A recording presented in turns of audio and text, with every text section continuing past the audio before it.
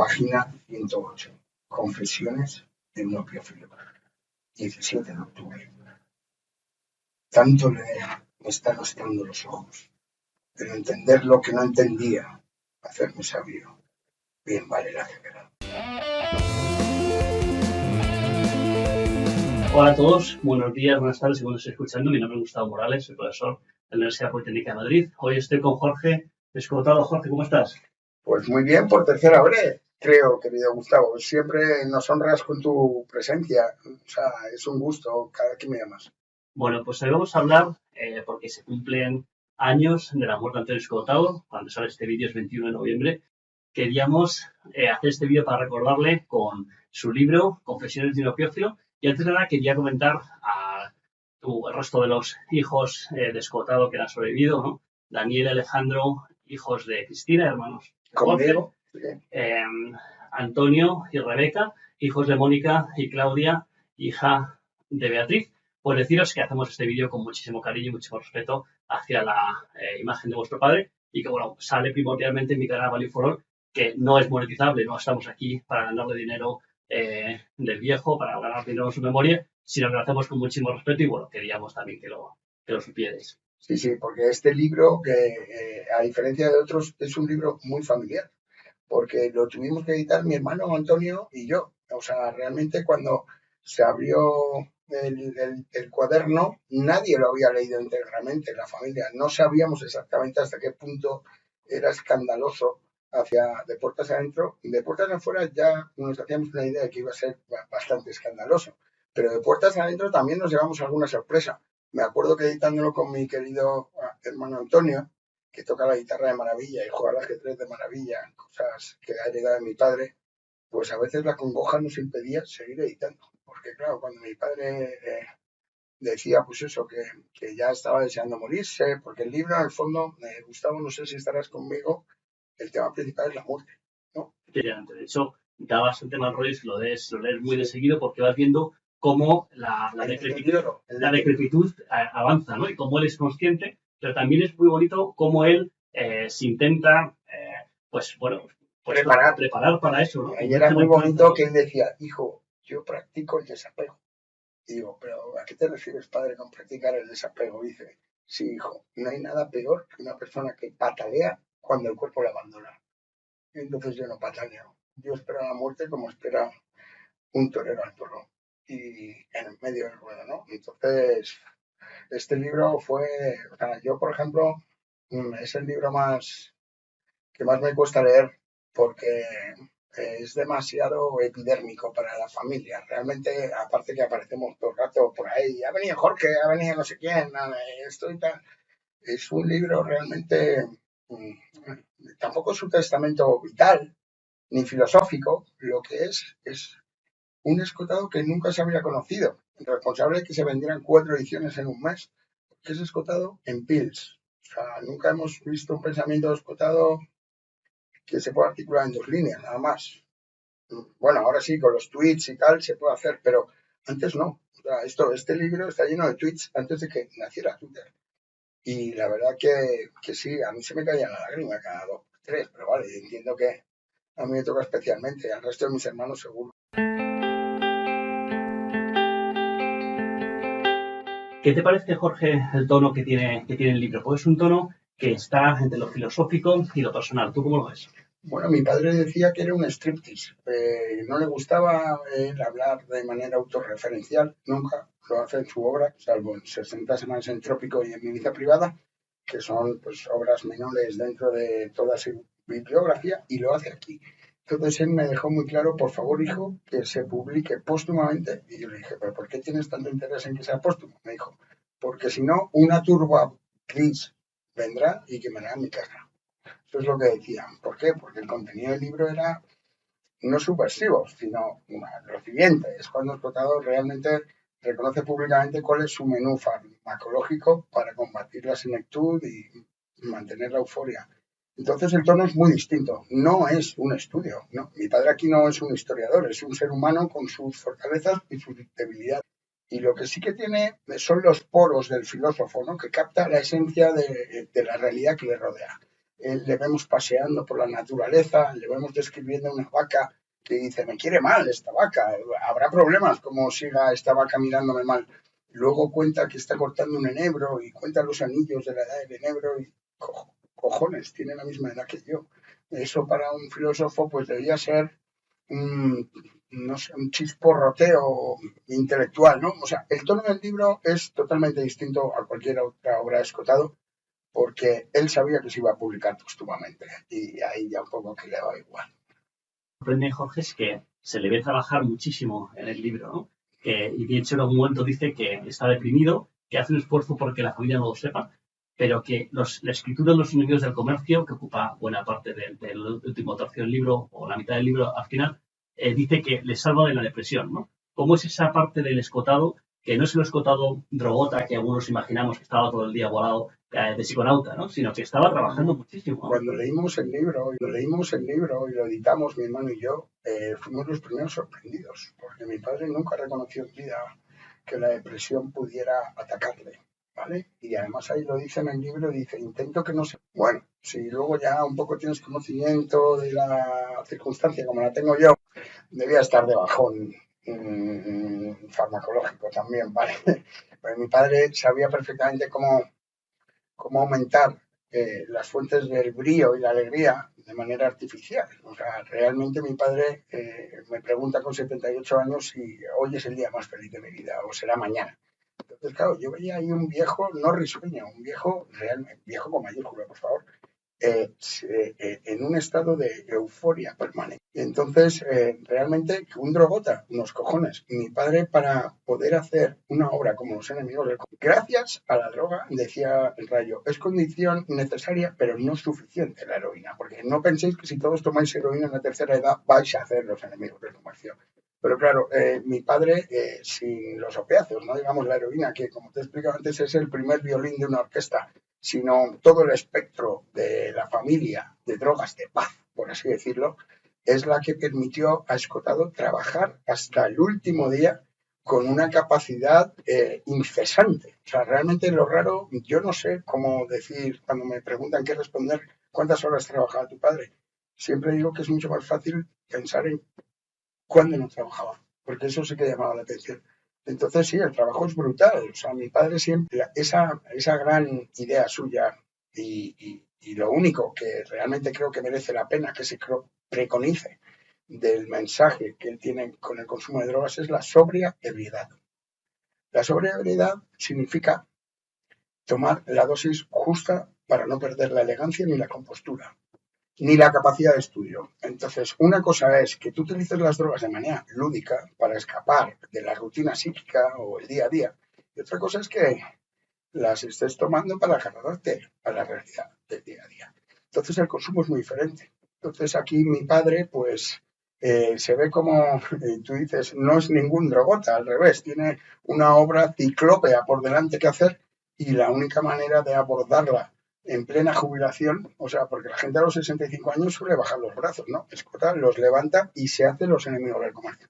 Entonces, vamos, no cuesta nada y él lo reconoce, que se está ayudando y sirviendo de los conocimientos que ha ido ganando toda su vida y que por fin, ya con 65 años, se va a permitir influir en las fuentes de alegría.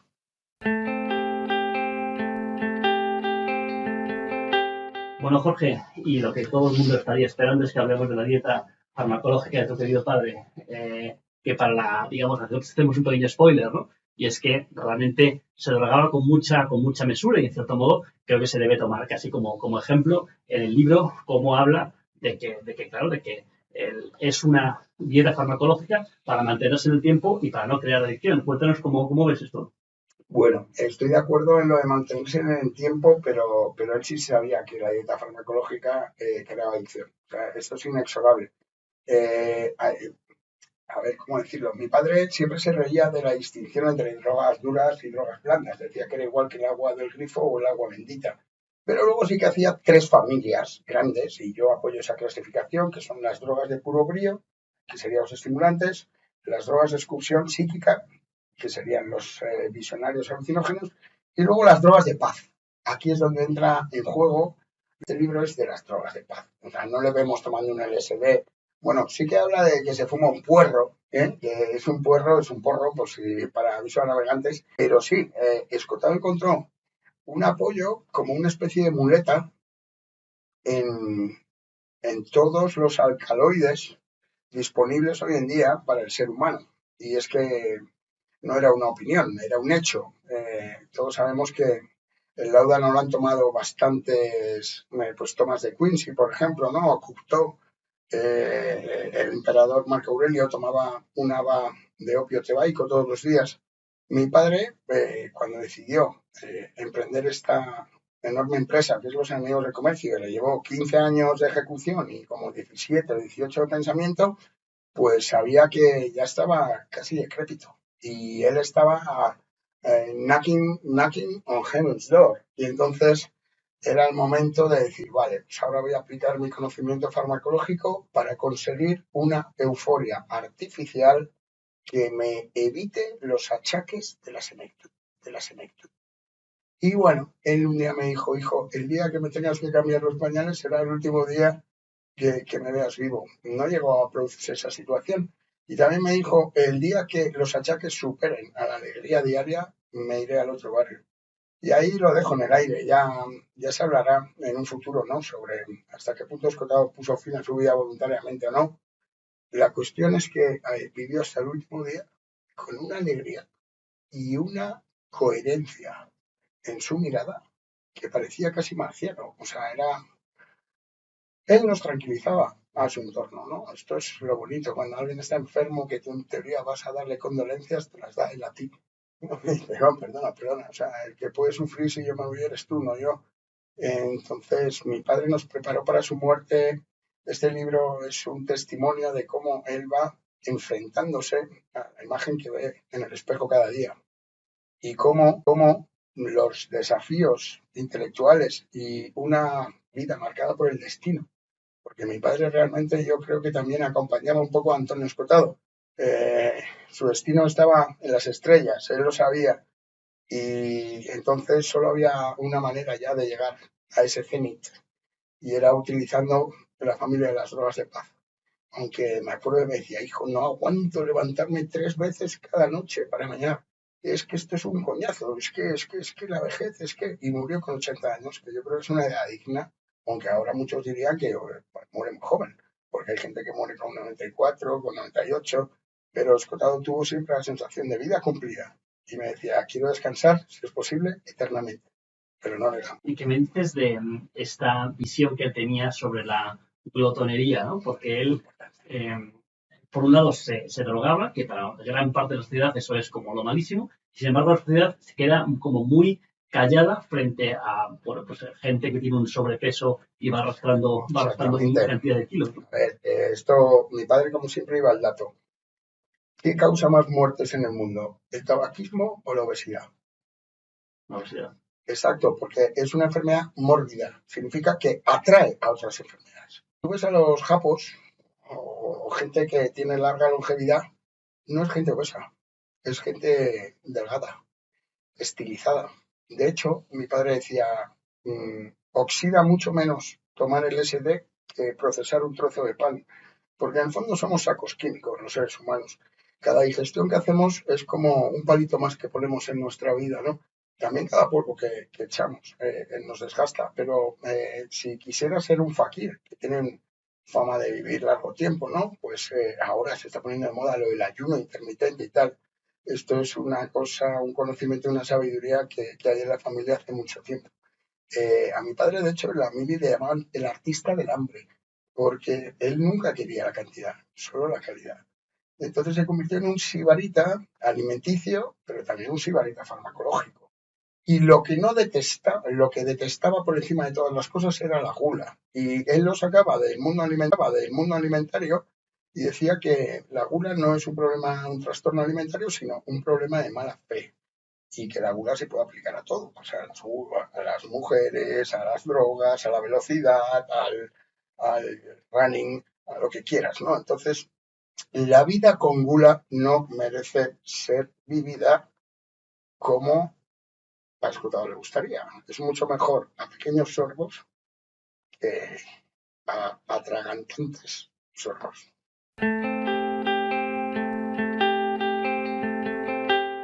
Y hay una cosa que dice en el libro, que es que cuando le da por hacer más deporte, nota que necesita reducir la dosis de droga que está tomando. Y en algún momento habla de la bici estática, también de ir de leñas, también de hacer ejercicio en una máquina. Cuéntanos cómo era esta relación de Antonio con el ejercicio físico en los últimos años de su vida. Pues no es que lo necesita, sino que se da cuenta que con el ejercicio físico su cuerpo demanda menos drogas. Pero tiene una explicación totalmente química. Y es que el ser humano segrega naturalmente endorfinas, que son estas sustancias que nos permiten, pues, por ejemplo, levantarte así de la silla y que no te duelan las piernas cuando te levantas. ¿Qué pasa con las drogas de paz y con la familia de los opiáceos? Que segregan endorfinas de forma exógena. Entonces, si el cuerpo se acostumbra a que tú le estás dando endorfinas por fuera, deja de producirlas. Y aumentas el consumo y aparte eres absolutamente dependiente para eso, pues por ejemplo, para levantarte sin dolor, ¿no? Entonces mi padre, como quería mantenerse fuerte, altivo, se hacía flexiones todos los días, hacía natación, lo cuenta mucho en el libro, ¿no? Los paseos. Eh, las drogas en sí y por sí no son buen negocio, o sea, hay que alternarlas también con vida familiar, con ejercicio físico. Entonces, no acostumbras el cuerpo tanto a algo que viene de fuera, sino que lo combinas con algo que viene de dentro. Como pues en las flexiones, la bici estática, vamos, me acuerdo de cuando hacía flexiones, de vez en cuando intermediaba un cigarrillo. O sea, eran unas flexiones de viejo socarrón. Él sabía perfectamente cómo funcionaba su cuerpo y bueno, mientras no nos abandona el músculo, que es algo que nos va a abandonar a todos porque lo vamos degradando, la producción de testosterona va bajando, es una cuestión natural. Entonces, ¿cómo podemos hacer frente a esto? Si además nos apoyamos en una muleta farmacológica, tendremos que apoyarnos en una muleta de esfuerzo diario. Y a mi padre ese sacrificio y tal le permitió también no caer en las hieles de la adicción demasiado pronto, en el sentido de no poder vivir sin la familia de los opiáceos. Pues ya, pues yo qué sé, cuando entró en los 70 largos, cuando ya no están indicadas las flexiones, no están indicadas la bici eléctrica, no está indicado el senderismo. O sea, ya un viejo que hace gimnasia como si tuviera menos de 50 años, un poco patético. Entonces mi padre se dio cuenta hasta el punto que era recomendable o cuando ya debía entregarse a las manos de Morfeo. ¿Y cómo era la máquina? ¿Es una máquina de estas de pesas lo que tenía? Es muy cachondo porque mi padre era el único que se veía en los anuncios de teletienda, ¿ves? Porque como él trabajaba por la noche, de vez en cuando encendía la tele y tal, y era cuando estaba o el porno del Canal Plus, este pixelado, o los anuncios de teletienda. Nos acordamos que compró un banco de pesas y luego lo compró otra vez y no se acordaban y llegaron dos bancos de pesas, creo, a casa. Y dice, ¿pero qué has hecho? Y dice, no sé, yo lo compré a las 5 de la mañana y tal. Y era un banco de pesas que permitía pues hacer así unas dominadas, luego te permitía hacer también unos ejercicios tal. Era gracioso, pero lo que más hacía era natación, flexiones y paseizos. Y cortar leña, que también es muy bueno, porque la leña genera una frenética actividad de tu brazo derecho acompasado con tu respiración durante un momento muy limitado, que es mientras estás buscando el surco hasta que lo encuentras, porque mi padre cortaba de un lado, yo cortaba de otro con la sierra sueca y eso me era un ejercicio realmente, yo me acuerdo que nos vivificaba, por así decirlo. Entonces llegábamos a casa y decía, hijo, unos huevos con chistorra, ¿verdad? Es el desayuno del leñador. Y una cosa que queda un poco como ya en el ámbito del mito y la realidad, ¿no? Es si realmente él, después de haber fumado 3 paquetes de tabaco a día durante muchos años y haber estado consumiendo también 3 gramos de caballo heroína al mes, si realmente eso le previno de contraer un cáncer. Él estaba totalmente convencido, y esto hablo a todos los médicos y lo reivindico. Y además lo sabéis, la familia de los opiáceos ralentiza el metabolismo. ¿Por qué? Porque una persona que toma opiáceos come poco, folla cero, duerme mucho. Alarga la vida, el opio, sí. Por eso mi padre decía que es una droga de viejos, igual que la heroína. Y él estaba convencido de que podía tener varios cánceres encima. De hecho, estaba convencido de que tenía uno, ¿vale? Lo que pasa es que nunca se pudo demostrar, pero que él lo había conseguido larvar, o sea, conseguir que no se metamorfosease en una especie de metástasis, ¿no? Y es cierto, si a ti te dicen que hay algo que reduce tu metabolismo, baja tus pulsaciones, aumenta tus horas de sueño, baja tu deglutir y además impide que practiques el acto sexual, pues así a lo mejor a la gente con 50 años le puede parecer monstruoso, pero a gente de 65 años le puede parecer muy aconsejable, porque es una vida poco oxidativa, en el sentido de que lo que, lo que mata es vivir, como decías. Entonces, pero mata antes ser gordo o consentirse la gula intelectual, nos referimos. Entonces, sí, sí, él estaba convencido. De hecho, a mí me pidió, por favor, me hizo casi jurarle que íbamos a contratar a un forense privado el día de su muerte. Pero claro, esta idea, que es bastante potente, no la dejó del todo bien armada, porque, joder, somos, perdón por la palabrota, somos 6 hermanos y entre que un cadáver fallece y se expone en el tanatorio, pues creo que hay 24 horas. Esto tenía que haber sido hecho mejor.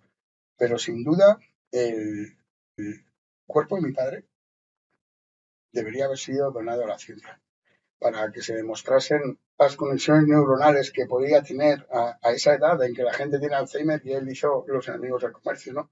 Cómo el deterioro cognitivo no está exactamente relacionado con la edad, sino con el amor propio y con el uso diario de nuestra capacidad de estudio. Los jugadores de ajedrez no tienen cáncer, los fumadores, no tienen Alzheimer, perdón. Los fumadores tienen mucho menos Parkinson, mucho menos Alzheimer también. Él de todas las drogas la que más le gustaba era la nicotina. Decía, es el tónico cerebral más heavy que se ha inventado, hijo. Y lo mantuvo hasta el final. Y decía, me duele todo menos los pulmones, cuando se seguía metiendo 3 paquetes de tabaco al día, ¿no? Entonces, pues, ¿qué te voy a decir? La verdad que ahí yace en Santa Inés, en Ibiza, porque no quiso ser incinerado. Me decía, hijo, pero qué horror para mis uñas, para mi pelo, que todavía sigue vivo, no le voy a aplicar esa violencia. Entonces, como me incineréis, me voy a cagar en la puta. Entonces ahí yace, no sé, pero no pierdo la esperanza de que alguna vez se extraiga su ADN en un futuro, no lo sé. Pero desde luego que su cuerpo fue un laboratorio muy potente que debería haber sido donado a la ciencia.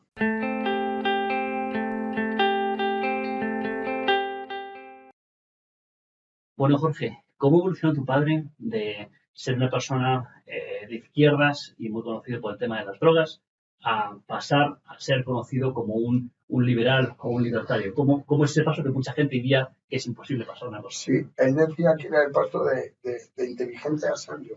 Y bueno, de alguna manera no se puede decir que Escotado sea de izquierdas, sea de derechas, sea liberal, sea progresista, sea socialista. Quien lea Los enemigos del comercio verá perfectamente cómo mi padre alaba mucho el socialismo reformista de Bernstein, por ejemplo. La cuestión es que cuando hizo la revolución hippie, en aquel momento era importante ser contestatario ante, pues yo qué sé, la invasión de Vietnam, ¿no? Por ejemplo, y él decía, nosotros vivíamos de lo que los demás tiraban. Esto es una manera muy anticapitalista de hacer la guerra, ¿no? Entonces Antonio Escotado fue anticapitalista, más que decir yo que de izquierdas. Lo que pasa es que luego, con el paso del tiempo, la realidad, el estudio le hizo ir viendo que un pensador está ahí para cambiar de idea. Lo que no puede ser es que pienses siempre lo mismo, porque eso refleja que no estás estudiando. Entonces, mi padre estaba dispuesto a cambiar de idea siempre y cuando los datos lo demostrasen de manera inefable. Y entonces acabó siendo un defensor del liberalismo ultranza porque había estudiado varias veces la historia de la humanidad, primero con motivo de historia general de las drogas, luego con los enemigos del comercio, que es una manera de contar la historia de la humanidad desde un distinto crisol, pero es la misma historia de la humanidad. Se había dado cuenta perfectamente de que el capitalismo es el sistema económico el laissez-faire, la mano invisible de Adam Smith, el mercado no se regula, se autorregula.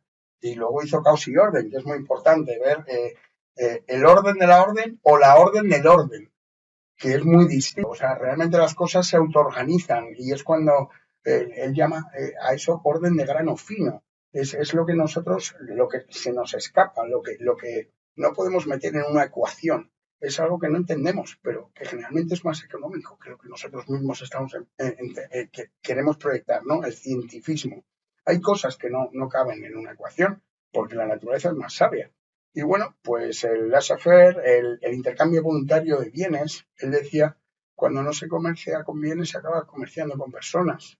Lo había estudiado, él sabía perfectamente cómo se vendían en Constantinopla jovencitos, ¿no? De aquí de Europa que los capturaban, los captivi. Sobre todo tenían un alto precio en el mercado los pelirrojos. Fíjate qué tremendo, ¿no?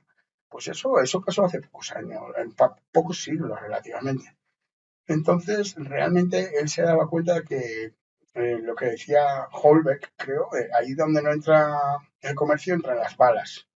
Entonces, no hay nada más bueno para el ser humano que ser útil a otro ser humano. Entonces, realmente, al principio, él pasó de una política antimillonarios a decir que la mayor esperanza de un pobre es que haya más millonarios. ¿Por qué? Porque paga impuestos el rico y con esos impuestos podemos ayudar al pobre. O sea, el liberal no es el que quiere ir solo por su propio interés personal, no. El liberal es el que también está dispuesto a pagar una buena en impuestos para que no haya guerras civiles. O sea, el liberal es el que aboga por la igualdad de derechos y de oportunidades, pero por ninguna otra igualdad. O sea, se tiene que valorar perfectamente la meritocracia. No puede ser que tú quieras ganar lo mismo que yo cuando yo estoy trabajando 3 veces más. ¿Eso a quién se le ocurrió? Pues se le ocurrió a Marx. Entonces, Escota, bueno, que se le ocurrió a Marx, le puso nombre, pero eso es un movimiento cíclico que lleva pasando desde antes de Cristo. Eso también se demuestra en los enemigos del comercio.